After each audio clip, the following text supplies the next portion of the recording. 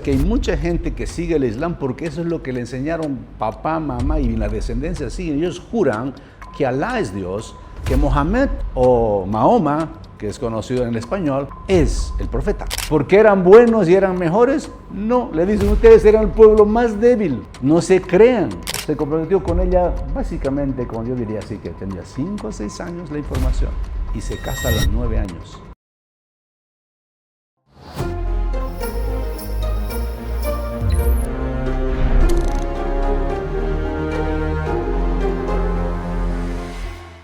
Así que hoy día vamos a hablar de 3 religiones que son las importantes. Hay mucho más, por cierto, ¿ok? Pero vamos a hablar de las 3 religiones más importantes que son monoteístas. No sé si ustedes saben, en los Emiratos Árabes Unidos, uno de los emiratos se llama Abu Dhabi. Y en Abu Dhabi hay una particularidad. Aparece la simbología que ustedes van a ver en la parte de atrás. Van a ver la menorá, no está aquí, está puesta la estrella de David.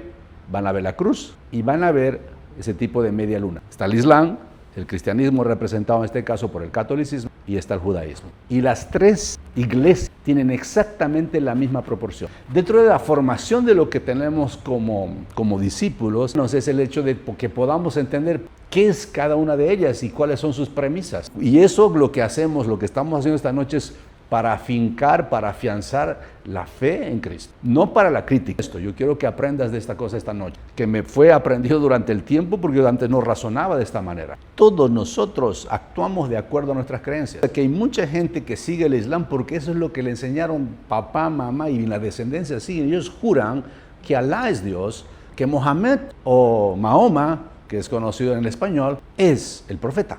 ¿Cuántas veces oran en el Islam, por ejemplo? 5 veces. Así que vamos a tocar los temas y vamos a ir abriendo cosas y preguntas. Entonces, judaísmo, cristianismo, Islam, la búsqueda de Dios. Tú lo has dicho en medio de la oración. Esto divide. Por eso es cuando entramos a los juntos, dice, no vamos a hablar de fútbol, ni de religión, ni de política, porque no vamos a pelear. ¿Y por qué te vas a pelear? Porque cada uno de nosotros tenemos nuestra verdad.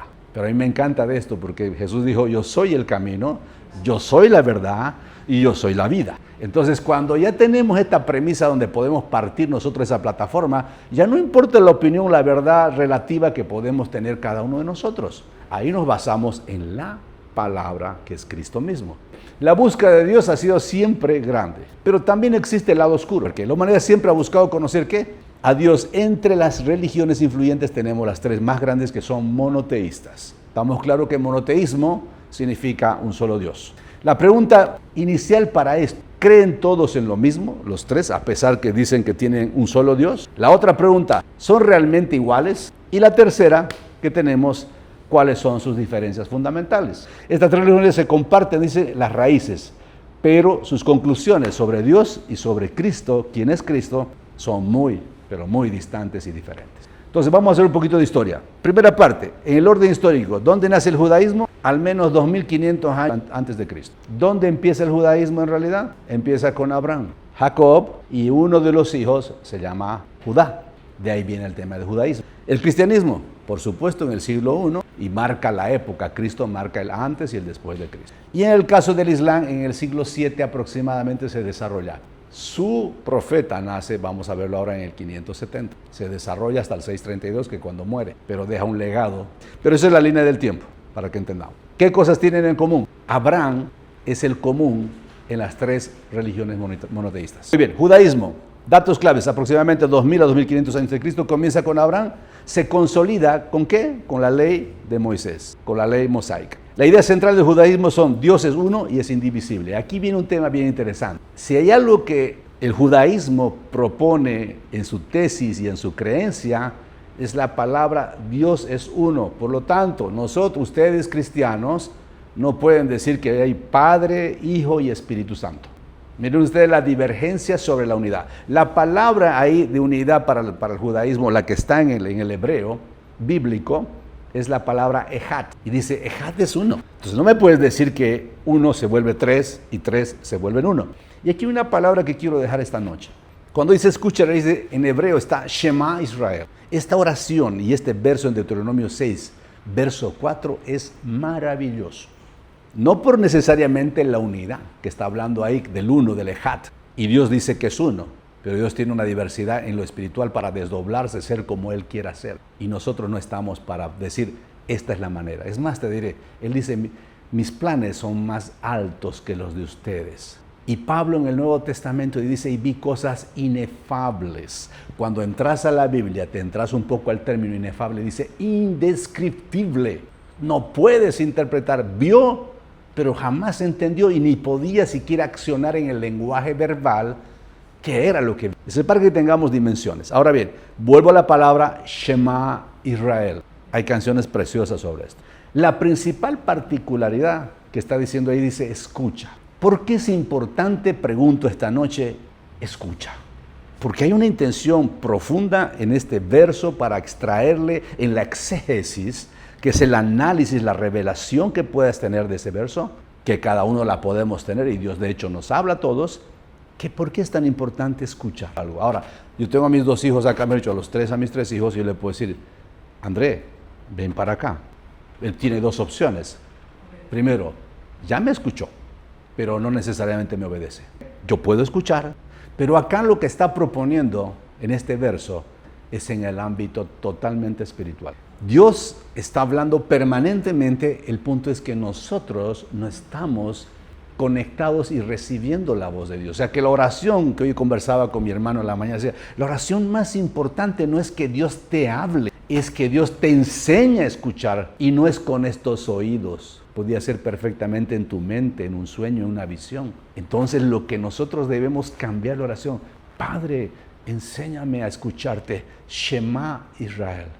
Esto es fundamental. Si de esta noche que estamos conversando, que vamos a hablar de muchas cosas, me gustaría que te lleves esto. Ora para que te dé la cualidad de poder recibir del Espíritu Santo, porque es una deficiencia enorme en las iglesias cristianas. Es decir, ¿cómo habla Dios? Es más bien preguntarse desde el otro ángulo, ¿cómo escucho a Dios? Porque Él siempre está transmitiendo. Te voy a dar un ejemplo simple. Hoy mi hermano estaba con su teléfono, no tenía todavía el eSIM, hicimos el pedido, pero Tigo, que es la compañía que utilizamos, está transmitiendo todo el tiempo. Lo que no estaba todavía activado era la cualidad del QR para poder recibir el eSIM y poder entonces tener internet, tener WhatsApp, las llamadas y todo aquello. Dios está hablando siempre. Nosotros somos los que estamos escasos de poder conectar en esa fuente. Hebreos capítulo 11, verso 1 dice, porque la fe, ¿qué es? La certeza de lo que se espera y la convicción de lo que se ve. Es espiritual. Entonces, ¿cómo yo pienso escuchar al Dios espiritual? Fe es la certeza de lo que se espera, la convicción de lo que no se ve de manera natural. No puedo. Tengo que sumergirme hacia lo espiritual para poder recibir de parte de Dios lo que solamente Él me puede dar. Por eso oramos porque Dios despierte nuestros sentidos espirituales para poder escuchar y discernir su voz.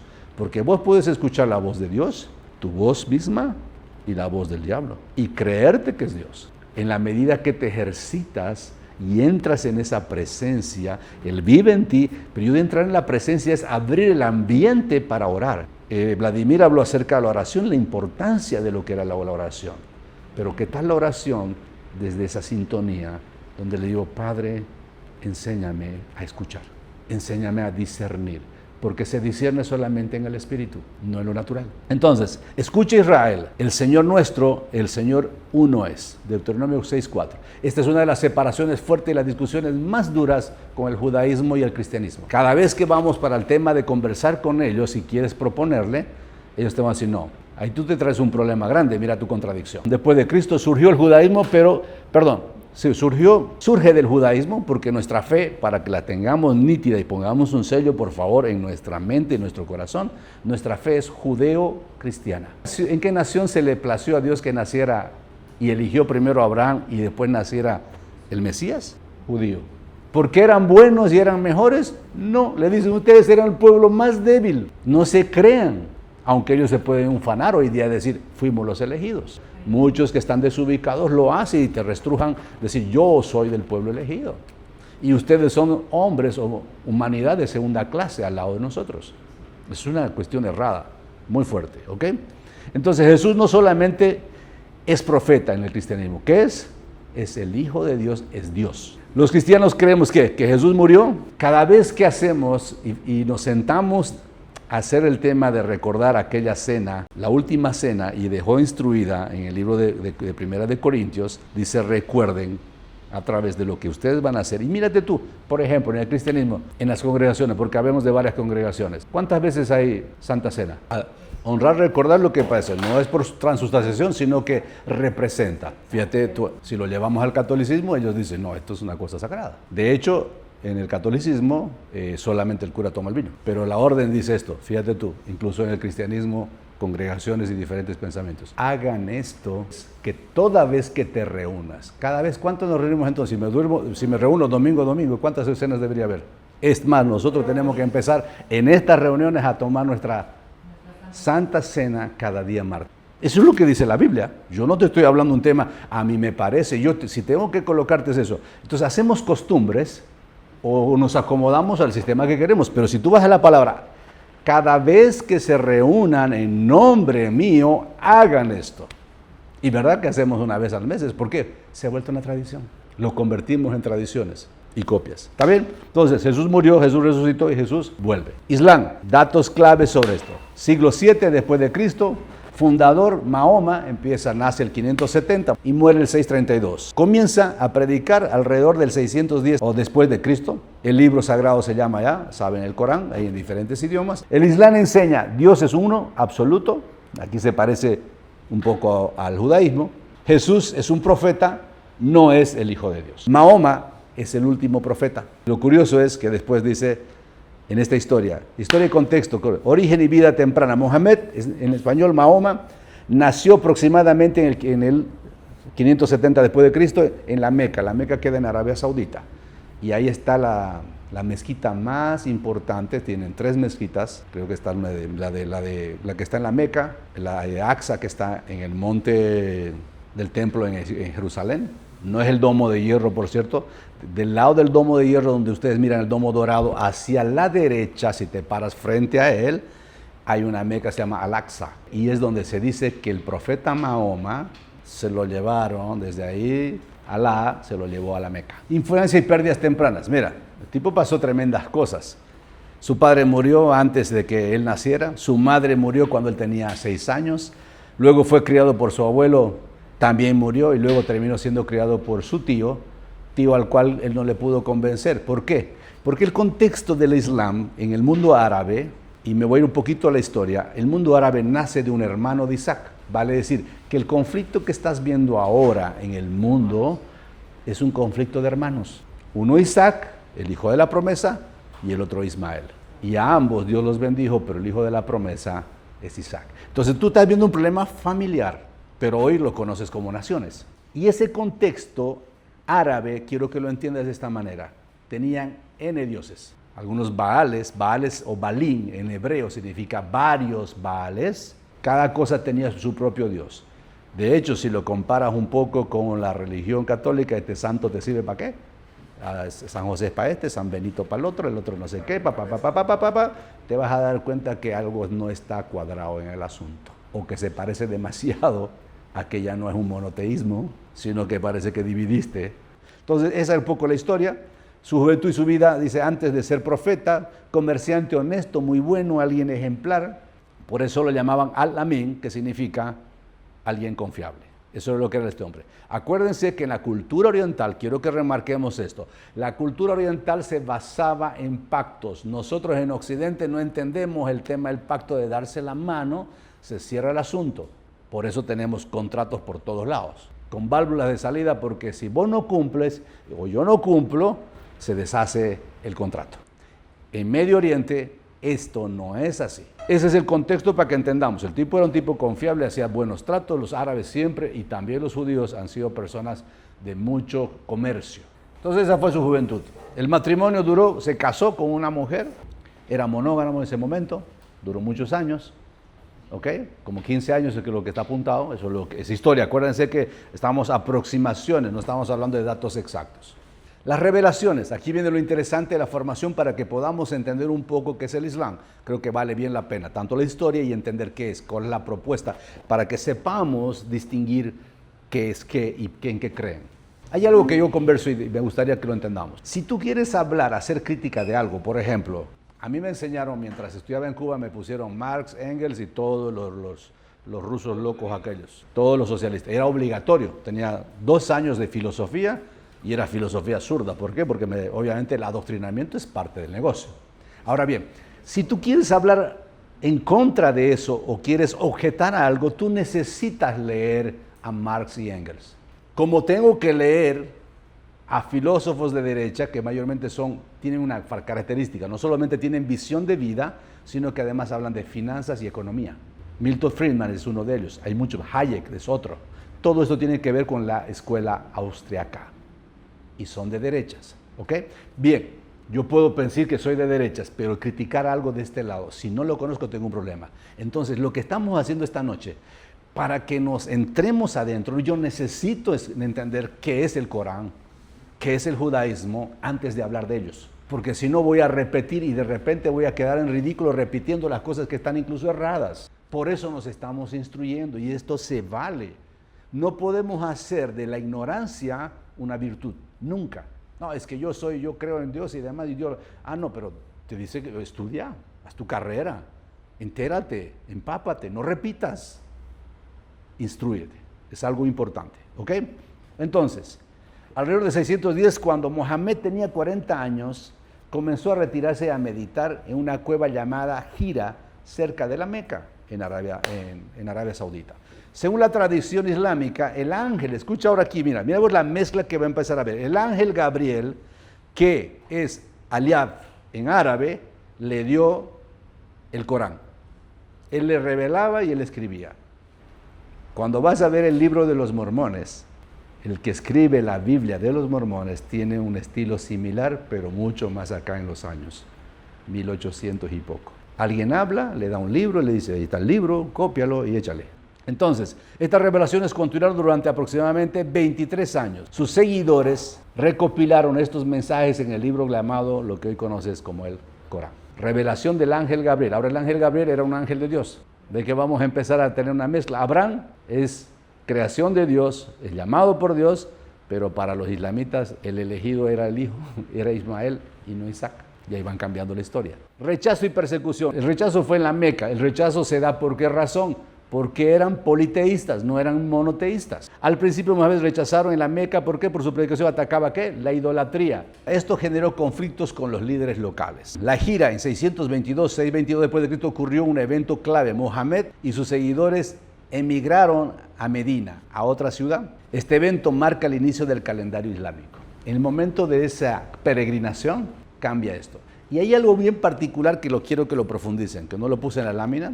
A propósito, el islamismo siempre se mezcló con el poder político y militar. Siempre lo vas a ver mezclado. Por eso es que Ali Khamenei, tú miras, Irán saben que tiene un presidente, ¿verdad? Pero no es Ali Khamenei, o no era. No, él tiene un presidente. Pero el que manda es el poder espiritual. Y los que vienen en sucesión para la línea de lo que va a ser el presidente de esa nación son líderes espirituales. Está unido desde su historia cómo se manejaba. ¿Ok?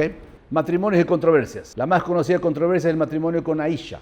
Se comprometió con ella básicamente, como yo diría así, que tenía 5 o 6 años la información y se casa a los 9 años. ¿Qué se llama eso? Pedastra. Y por eso es que ves esos reclamos que ves en los países árabes, padres llevando con 7, 8 años a sus hijas a casarse. Aparte tuvo muchas más mujeres. Una de ellas era esta niña, de 9 años. Él era monógamo con la primera esposa y luego se vuelve, por eso es que en el Islam propone que vos te podés casar con ¿qué? Con 4 mujeres y tenés plata para mantenerlas.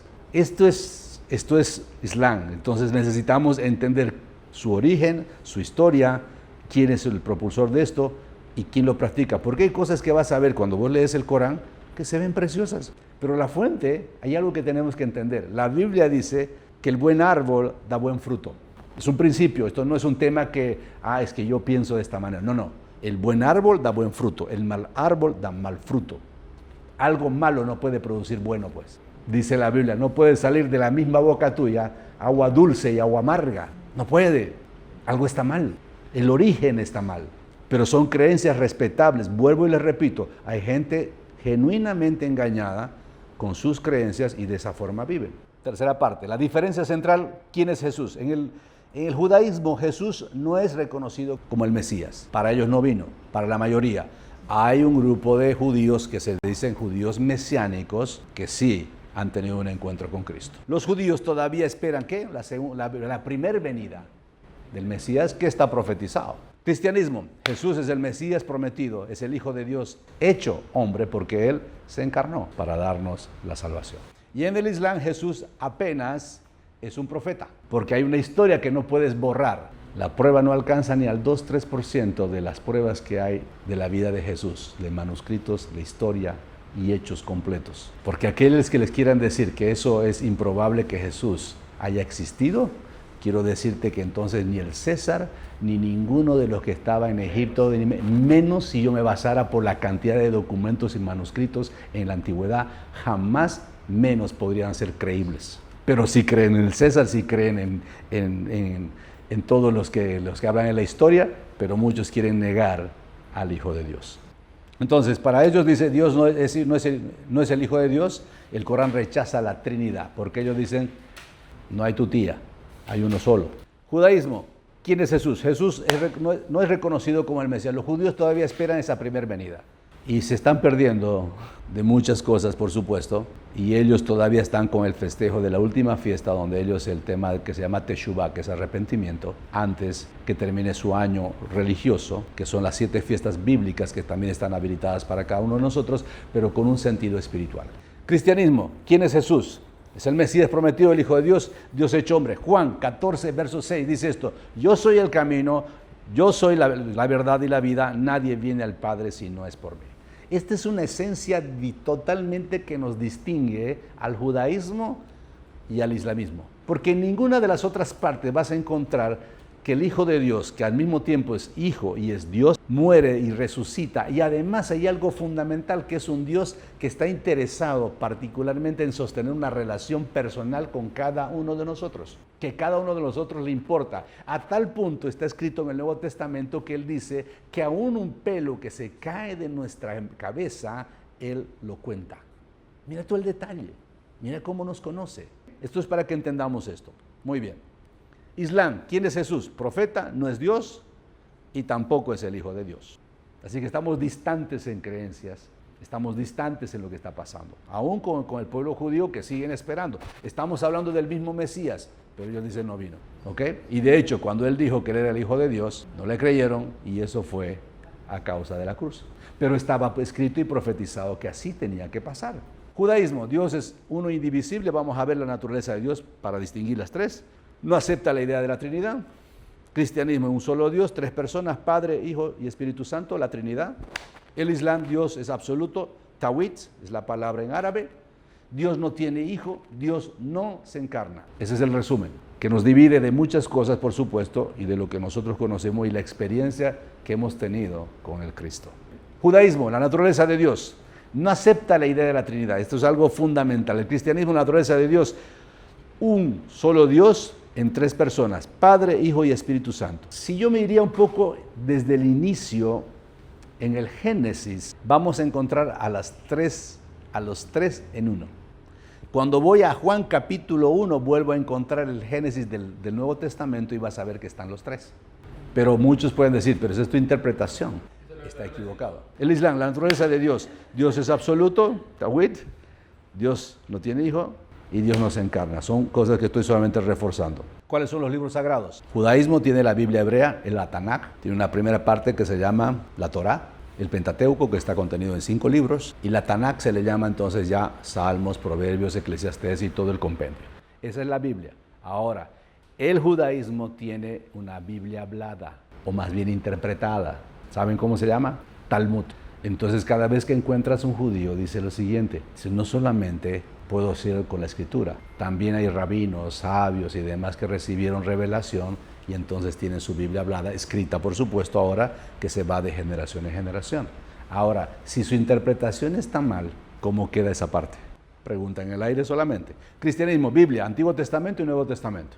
Y dentro de la rama del cristianismo hay también su propio Talmud, su Biblia de la Biblia. Dentro del cristianismo, las ramas que van a encontrar son 32,000 religiones que nacieron del cristianismo en el mundo. Y estoy sacando Islam y estoy sacando judaísmo, que dentro del judaísmo existen ramas y ramas, por cierto, también.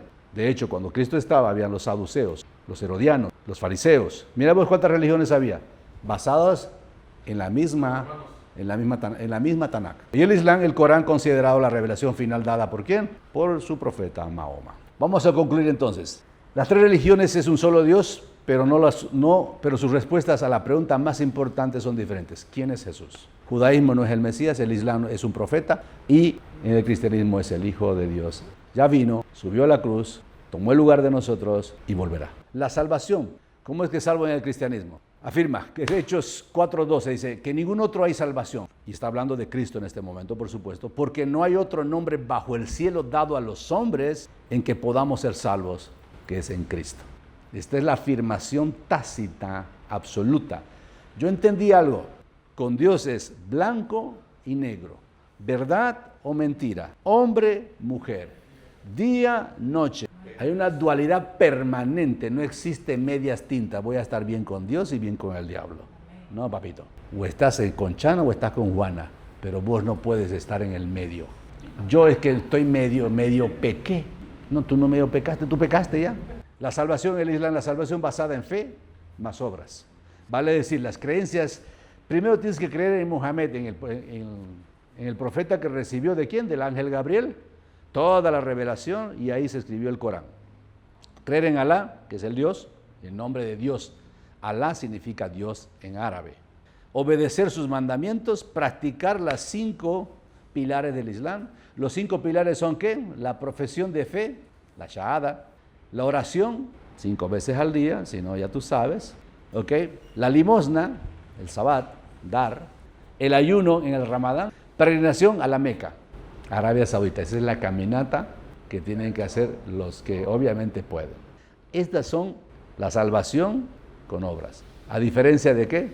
En el judaísmo, la salvación ligada a la obediencia y al antiguo pacto. La relación del pacto con Dios, el pacto dado primero por Moisés, tiene 613 leyes, y déjenme decirles que es imposible cumplir ni siquiera los 10 primeros mandamientos que los conocemos todos en el cristianismo.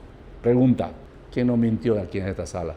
Ahora imagínate esto, 613 leyes que trae la ley de Moisés. Y ellos se esfuerzan, ojo, el antiguo pacto lo único que hace es exponer la debilidad humana y el pecado. Porque el Nuevo Testamento Pablo dice, si no hubiese ley, no hubiese transgresión. Vale decir, si no hay el letrero de stop, todo el mundo nos pasamos del stop y nos comemos el stop. Y claro, nadie te va a parar ni te va a multar porque no existe el stop. La ley es el stop.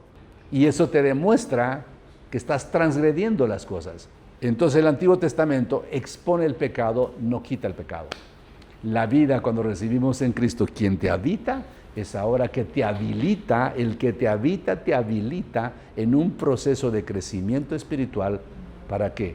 Para que empieces a crear tu santidad, pero por el que vive adentro. Nadie puede ser santo sin que el santo te habite. Ahora bien, yo tengo una decisión en medio de esa habitación del Espíritu Santo en mí. Puedo incluso pecar, claro que sí. No contristéis al Espíritu Santo. Cuanta más cercana es mi relación, más va a ser esta palabra que habla el Señor, que aborrezcamos el pecado aún el que nosotros cometemos. Va a decir que el padrón, el parámetro de Dios, solamente Dios habitando en nosotros lo podemos cumplir. Lo demás es puro esfuerzo. Empieza a hacer una cosa, mañana no quiero mentir, y mañana tú vas a mentir. Y el diablo te va a acusar, porque el que dice que te acusa de día y de noche es él. Fallaste y demás. Y en cambio Cristo dice que es el abogado que nos defiende, pero de noche y de día el acusador vendrá sobre ti. Tú prometiste que ibas a hacer una ofrenda para congregación, ministerio, y no diste un peso. ¿Cómo te sentís? Los votos que nosotros hacemos, lo hacemos de nuestra humanidad.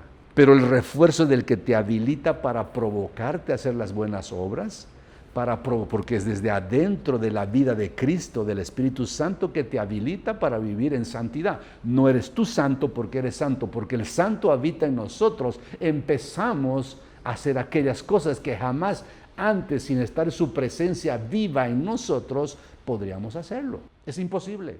Nadie puede hacerlo. Por eso tratar de entrar en el asunto de cumplir. Y además dice que con una sola ley que violes, ya eres maldito. El único hombre encarnado en la tierra que cumplió todo esto, Yeshua. Pare de contar. Puntos claves para recordar. ¿Las tres son religiones monoteístas? Sí. Judaísmo, cristianismo y islam creen en un solo Dios. Punto 2. ¿Comparten raíces comunes? Sí. Las tres se originan en la tradición ¿de qué? De Abraham. 3. La diferencia central es Jesús. Este es el centro de la disputa. Por eso hay tanto ataque en las redes, en lugares, y el ataque a Cristo y a la Biblia que nosotros, quemar la Biblia, desaparecer, decir que somos fanáticos, que somos gente y tal cosa. Todos estos ataques los vas a sufrir. ¿Por qué? Porque la misma palabra lo dice. Por mi causa serán perseguidos y asesinados. Por mi causa, porque creemos en Cristo. El cristianismo es único en su afirmación. Solo el cristianismo afirma que Jesús es el Hijo hecho hombre y el Salvador. Reflexión final. Estos son dos versos que van muy bien de la mano. Yo creo que es importante esos dos versos que están puestos en la pantalla, porque le hacen el total de lo que nosotros, creo que es el resumen de lo que realmente es el cristianismo. Un judío, un árabe, que por normalmente son árabes, no necesariamente les cuento. Y estas palabras que dice, yo soy el camino, la verdad y la vida, nadie viene al Padre si no es por mí. Afinca nuestra fe. La tumba vacía, de la cual se hace una visita y no se sabe si es la tumba realmente que uno cuando tiene la oportunidad o has visto fotos, la tumba vacía le da sentido al cristianismo. Si la tumba no está vacía, si Cristo no resucitó, este es un mal chiste para cada uno de nosotros, porque si no, no hay esperanza después de qué. Y el otro verso que está en Hechos 4:2, aquí ya lo vimos. En ningún otro hay salvación, porque no hay otro nombre bajo el cielo dado a los hombres en que podamos ser salvos. Hechos capítulo 4, verso 12. Esto le hace todo el sentido. Si no hay esto, no hay nada de lo que podamos. Yo espero que esto te haya servido esta noche y de alguna manera te provoque, digo en bueno, a buscar más. Hay mucho más que esto. Esto es un resumen.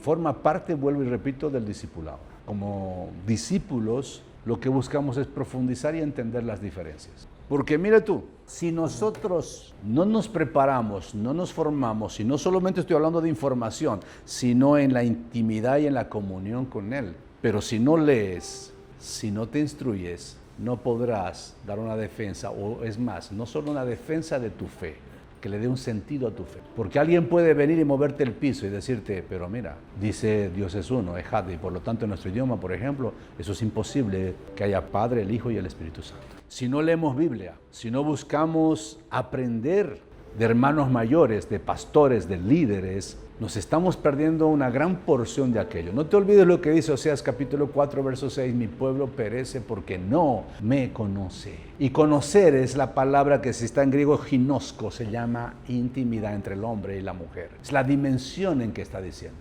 El conocer a Dios hace afincarte en lo que te va a revelar Él. Y te va a mantener a pesar de las cuestiones que puedan aparecer en el mundo. Y les voy a decir algo que a bien tengo que decirles, que esto antes que se ponga mejor se va a poner mucho peor.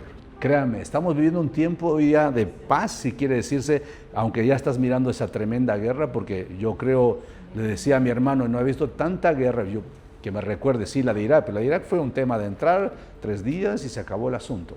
Pero aquí van ya como 15 naciones implicadas en el asunto. ¿Y podría crecer más? No lo sé, Dios sabe. Y vuelvo y repito, mi labor en este tiempo es hablar, enseñar, instruir, no para el temor ni para el miedo de lo que viene. Es para que seas prudente, te prepares y preparemos a nuestras generaciones que vienen para lo que va a ocurrir. Les tenemos un llamado todos los que estamos acá, vayan y hagan discípulos. Bautícenlos en nombre del Padre, del Hijo y del Espíritu Santo. Prediquen el Evangelio. Pero tú sabes una cosa, que alguien que solo asiste un día a la semana a la congregación que fuera, pero que no establece una relación y un vínculo, no se convierte nunca en un discípulo. Por eso yo creo que el valor precioso que tiene estas reuniones de los martes es que profundizamos la palabra, que hablamos sobre ello, pero que además nos empezamos a conocer.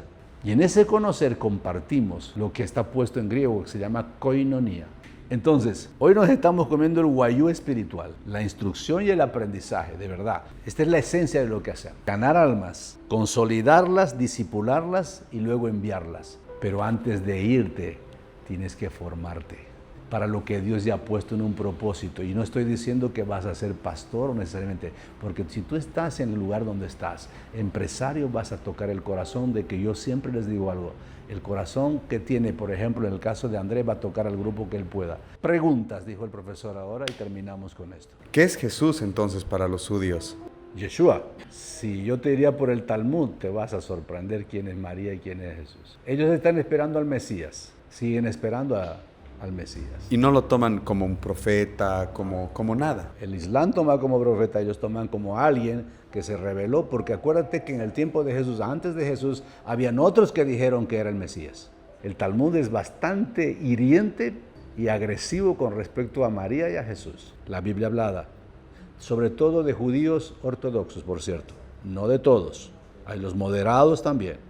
Sí, es históricamente hablando también, este tema es súper interesante porque los judíos esperaban un salvador, pero no un salvador, ellos esperaban un guerrero, alguien que los libere de los romanos, de la opresión. Cuando ha venido Jesús a ser el salvador y ha dado un mensaje de amor, un mensaje de paz, Él ha venido a salvar nuestras almas, nuestro espíritu, nos ha venido a salvar del infierno, ¿no? O sea, nos ha venido a ofrecer la vida eterna, o sea, esa era la salvación que se profetizaba y la que venía, pero así un poco mal interpretada. Entonces, más bien ellos lo han crucificado y lo han visto como un falso profeta, como alguien, una mala persona, una persona que ha venido a les ha mentido prácticamente y por eso también lo crucifican. O sea, le han tenido muchísima bronca al darse cuenta de que Él ha venido a dar un mensaje de amor, de perdón y no de rencilla. Y por el contrario, Mahoma, para los árabes, ha llegado a ser esa persona, un guerrero, una persona que ha matado a mucha gente, que ha liderado muchas revoluciones. Es increíble las diferencias y lo que es de nuestro Salvador. Son que diametralmente distintas. Exacto. La religión totalmente del Islam opuesto. es una religión de muerte. Muerte a los infieles, aunque quieran ponerle el contexto que es en batalla. Infiel es todo aquel que no cree en su Alá y no crea en su líder. Y en cambio, el cristianismo es ama a tu enemigo. Y eso es, estás en las antípodas completamente entre lo que es el cristianismo y lo que profesa finalmente. Entonces, no es fácil, pero vuelvo y repito, no es para el odio, yo quiero colocar muy claro, es para que al contrario desatemos oración e intercesión por el mundo árabe. Irán fue una nación que bendijo a Israel. Al padre se le plació levantar a Ciro, rey persa, el segundo imperio más grande, para que se reconstruyera el templo en Jerusalén. Y dice esto, Ciro mi ungido, y ungido significa el Espíritu Santo sobre Ciro para la labor que hicieron en ese tiempo. Los persas tienen su espacio y su pedazo en el corazón de Dios. No todo Irán es como Ali Jamenei y toda esta gente que está finalmente tomada por entes espirituales, como los hay en muchas partes del mundo. En nuestras naciones de Latinoamérica están sostenidas por entes espirituales, los quienes gobiernan y reducen y matan niños y provocan droga y muerte en nuestras naciones. No es diferente. El diablo vino para robar, matar y destruir. Eso es lo que estamos viendo. ¿Qué más en la pregunta? Mencionaste que en el Islam lo toman a Jesús como un profeta. Ahí es donde me nace la duda. Si lo llegan a tomar como profeta, ¿dónde está la enseñanza de ese profeta dentro del Islam? La información que yo tengo simplemente es que lo reconocen como un profeta, no su profeta. ¿Cuándo viene el Islam? Cuando miramos historia, fíjate que la línea del tiempo, el timeline que le llamaríamos, te muestra que él nació en 570, Mohammed. Pero hay varios pasajes del Corán que se parecen a la Biblia. Entonces Cristo precede en tiempo de línea natural, precede a Mohammed. Entonces ellos dicen que lo reconocen como un profeta, no como la enseñanza para ellos, porque si no tuviera algo central. Entonces al reconocer que solo era un profeta, dice era un hombre solamente. Pero hay que profundizar más, es una buena pregunta, ¿sabes? Yo me he preparado hasta donde pude. Ya cuando no puedo, te voy a decir claramente, no sé. Ahora sí, ¿qué tal? Buenas noches a todos. Bueno, la pregunta máster va sobre todo, ¿qué pasaría si en alguna situación, en otra línea, usted haya nacido en la parte que es ahora territorio de los musulmanes, pero usted enseña la Torah, su Torah, porque el amor y la paz es lo básico que nosotros enseñamos en la Biblia? ¿Usted cree que no tendría el perdón del Padre para poder estar en el cielo? Yo tengo que entender bajo mi concepto de fe que dice que hay, vuelvo a repetir, solo hay un camino, la verdad y la vida, y nadie viene al Padre si no es por mí, afirmó Jesús. Son sus palabras. Segundo verso, en ningún otro hay salvación, sino en Cristo, porque no hay otro nombre dado bajo el cielo, dado a los hombres, en que podamos ser salvos. Vale decir que mi creencia equivocada automáticamente me está dejando fuera de la salvación, porque no hay otro nombre que no sea el confesar a Jesús, a Yeshua. Porque si algo ha hecho el Corán, o más bien el Islam, es organizarse y tomar naciones. Lo han hecho de una manera maravillosa, a diferencia del cristianismo. Entonces, el perdón, la salvación, es reconociendo a Jesús como el Hijo de Dios, no es opcional. Entonces no habría salvación, por más que yo creyera y viviera. Porque tú te puedes preguntar algo, ¿qué pasa con las personas que no creen en Cristo, pero que hacen obras buenas en la tierra? Ayudan, entregan a hogares, ayudan a sus padres, honran a sus padres, pero no creen. La incredulidad es el pecado más grande de la humanidad. La llave que abre la puerta a la salvación se llama Jesús. No se llama Mahoma, no se llama otra cosa, no es Buda, se llama Yeshua. Entonces la religión no cambia el corazón de las personas, ni aún, escucha lo que voy a afirmar, ni aún la religión cristiana. Lo que cambia es la relación, la intimidad, la comunión con el Cristo resucitado a través del Espíritu Santo.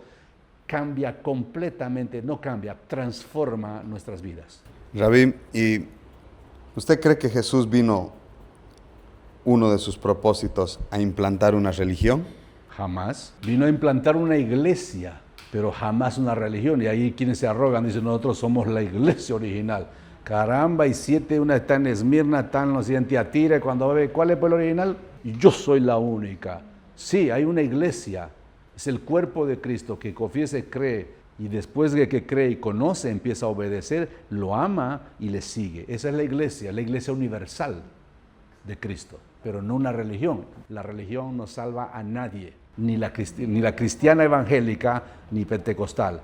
Mi relación con Dios es la que me salva, es Cristo. Todo aquello que se aleje de ser cristocéntricos te deja fuera de aquella situación.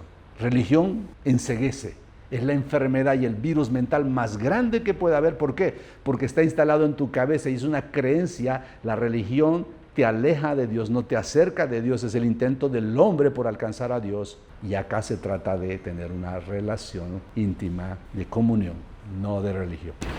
2 del 14 al 16.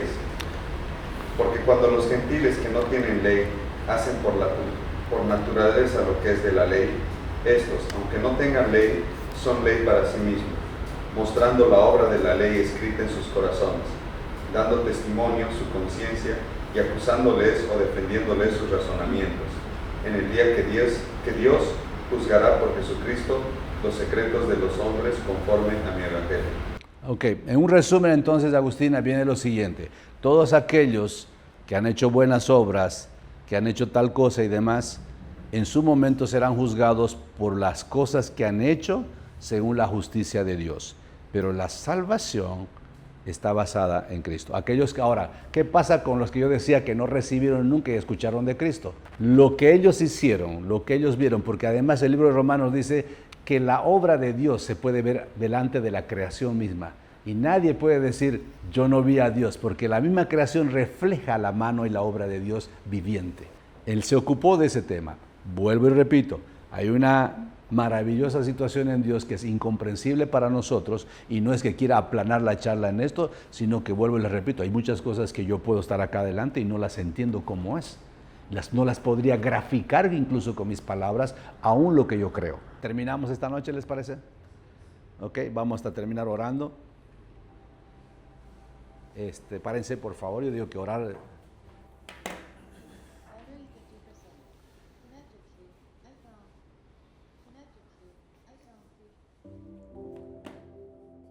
Padre, te queremos agradecer por esta noche.